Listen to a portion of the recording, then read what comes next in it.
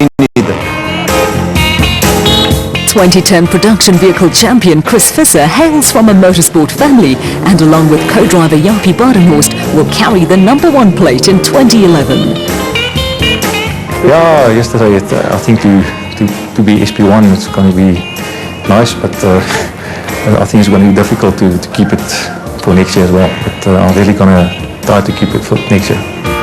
For the unassuming Chris Visser and Comrades Marathon veteran Jaapie Badenhorst, the big news was a phone call from Ford Racing's Neil Woolridge with an offer they could not refuse.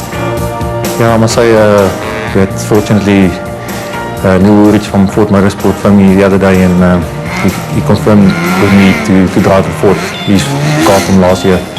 So we're going to drive that car, me and Jaapie. Going to be in a Ford this year. So yeah, it actually happened suddenly. So, but I must say, looking forward to the challenge, and things are going to be a little bit different than my car I'm used to. So it's a little bit late, or the ride's going to be different. It's left-hand drive, and I think I must still get used to it. So going down for testing over the weekend. So hopefully it's for the better. Competitors in any form of motorsport dream of being asked to drive for a factory-supported team. For two of South African off-road racing's Mr. Nice Guys, that dream has come true. Yeah, I must say it's a big honor. Yes, it's something you dream about your whole life. Maybe competing one day in a factory car, and I must say the dream came true yesterday when Neil phoned me. So I must say very thankful to him and Ford for having the confidence in me to drive a car. So I'm looking really forward to it. Nothing stands still in motorsport, and the winds of change have also blown through the factory Castrol Toyota Hilux team. Team principal Glenn Hall and his technical crew have moved into new workshop premises, and there are personnel changes and new vehicles for the 2011 season. For this season, we've got a new car, totally new design, and it'll be a double cab.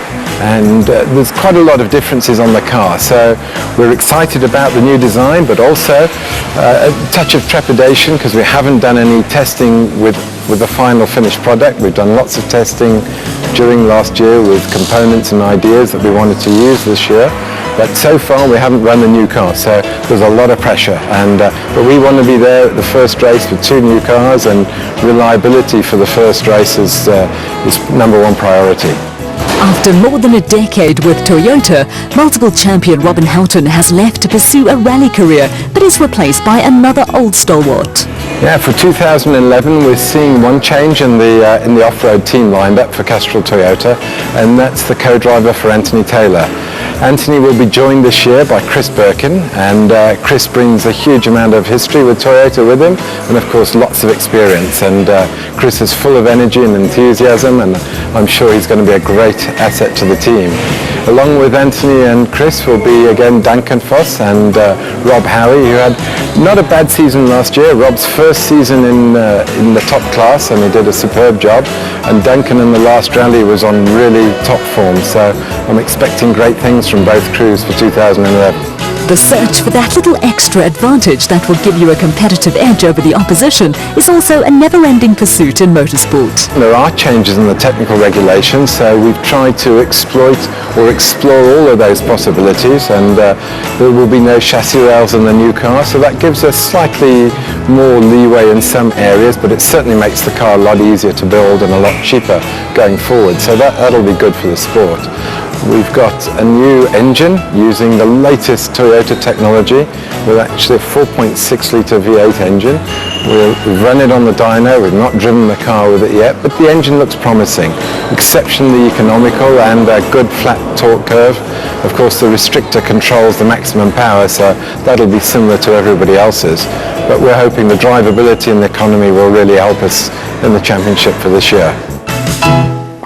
While the pursuit for a competitive edge is ongoing, motorsport controllers are also conscious of the need to cut costs. For this reason, many components are standardized. A Group N engine means that the engine inside the tappet covers, as we know them, the sump, they must be all as built by the original manufacturer. You're not allowed to modify the engine in any way. There must be no change camshafts or change to the compression ratio. We are, however, allowed to change the engine management system able to adapt it to the conditions and be able to tune the engine to the environment that it's in. You know, this case being off-road. So we have the engine here on the dyno. We've been doing quite a lot because the computer program which drives the engine is something quite new. So that's been quite a bit of development that we've had to do on that. But it's finished now, and the engine looks pretty promising. In recent years, there has been a shift in motor racing towards engines that are fuel and environmentally efficient, and Toyota have been at the forefront of new technology. Well, for our engine, this is really Toyota's technology we're dealing with here. Because of the regulations, we must use everything at hand to help us improve the performance. The competition is tough out there, so we chose to use this 4.6 litre V8 engine which derives from the Toyota Majesta in Japan. And this engine really focuses on economy, performance and very low emissions. It's got variable valve timing, which makes for a very flat power curve. It's got a variable length inlet manifold, which also improves the bottom end torque while still maintaining the maximum power output.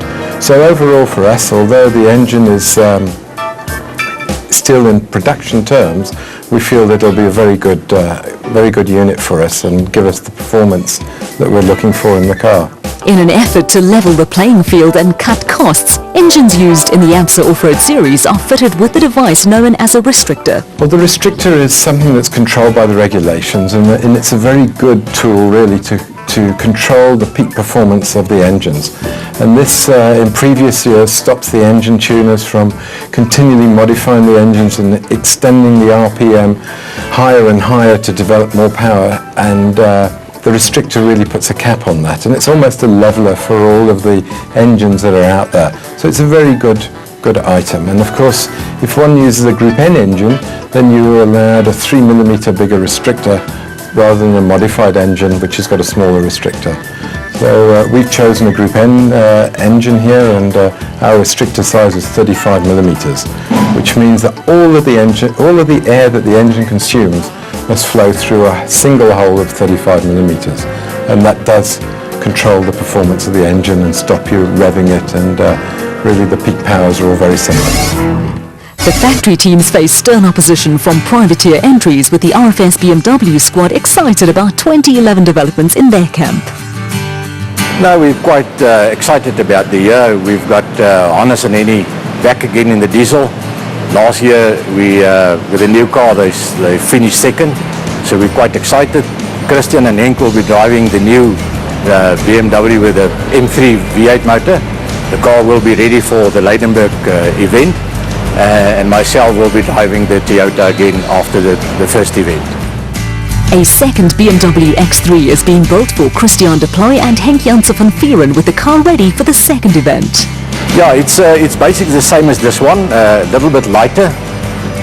It's got the 4-litre V8 M3 motor. Basically, it's more or less the same as this car, except that it's petrol and not diesel. For the RFS BMW squad, who won the Milestone Award in 2010, teamwork is the basic ingredient. I mean, you can't run a team like this without all the guys working together, you know. So it's basically a team effort, you know, and everyone must put in 100% what he's got, you know, the navigator, drivers, everybody, you know, and you know, unlucky with cars developing like this, you know, and not being a works team.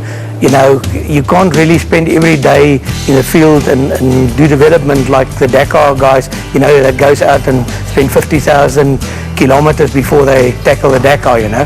But I think we're doing it very well, and you know, with all the guys that's got a lot of experience in the team, you know, it makes it a bit easier to get it closer to 100% sorted, you know. The highlight last year for the RFS team was a stunning victory for former SA champions Hannes Grobler and Henny Tersteger on the Toyota 1000 Desert Race in Botswana. Yeah, I think it's going to be a tough year.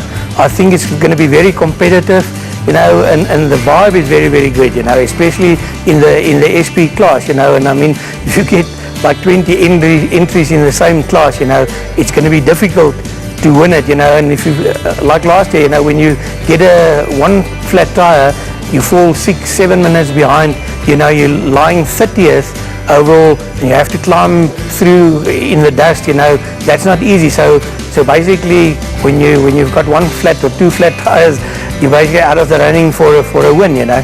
And I think to drive with your head is going to be the thing this year, you know. After a successful 2010 campaign, team principal Chris Deploy reckons the RFS BMW squad is championship material this year. Yeah, I think with the expectations last year, we are quite ready for a win this year for the national championship. I think there will be a great dice between Hannes and Christian, so we are quite excited about it. Although there are high expectations this year, the RFS BMW team has a tough act to follow. There will be a familiar look to the Regent Racing team this year, with the squad again running cars in both the production vehicle and special vehicle championships. We'll be running 3 cars again, so it'll be the 2 SPs, the 2 Nissan SPs, with myself and Mike Whitehouse driving, and then the 3rd car will be taking up the P-Class challenge, will be Archie Rutherford. One of 5 privateer production vehicle wins last year went to Marsh and Books Carolyn, with Archie Rutherford and Mike Lawrenson also winning the RFS Machalis 400 overall. No significant changes to the Nissan SPs. I mean, the cars are proven. We've stuck with reliability, and with both of us finishing 7 out of 8 events last year. And I think the limitations in the regulations, we've chosen to stick with the cars as they are. With Archie's car, there's a little bit of development that we've done on the brakes with that particular car, but nothing significant either. The Regent Racing team presents a high profile in the ABSA series. It is a successful and well-run squad, but also relies heavily on sponsorship for survival. For us to successfully run a privateer team, sponsors are essential. So it's critical. We're into our 5th year with Regent. It's been a fantastic relationship and something we love to continue to grow. But without the kind of support of Regent and more importantly the Imperial Group, it wouldn't be possible.